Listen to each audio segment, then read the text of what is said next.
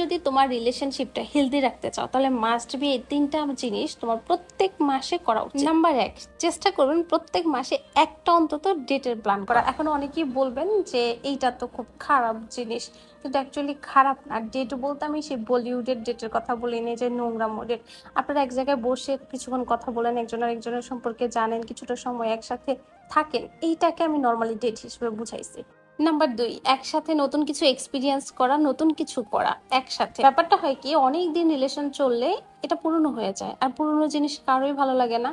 তো নতুনত্ব যদি প্রত্যেকটা রিলেশনশিপের মধ্যে থাকে তাহলে সেই রিলেশনশিপটা অনেক দিন কন্টিনিউ হবে, আর সেখানে ইন্টারেস্টও থাকবে। নাম্বার 3, মাস্ট বি মাসে একবার এক জায়গায় বসে এটা আলোচনা করা উচিত যে এই রিলেশনশিপটাতে আপনারা খুশি কিনা, এই কেরিয়ারটাতে আপনারা খুশি কিনা, ভবিষ্যতে কি করা উচিত, গোলটা কি, লাইফের মেন ফোকাসটা কোথায়, কি করা উচিত, নেক্সট প্ল্যান কি, এই টাইপের আলোচনা মাস্ট বি করা উচিত। তো হেলদি রিলেশনশিপের জন্য মাস্ট বি এই তিনটা জিনিস ট্রাই করেন। Good luck.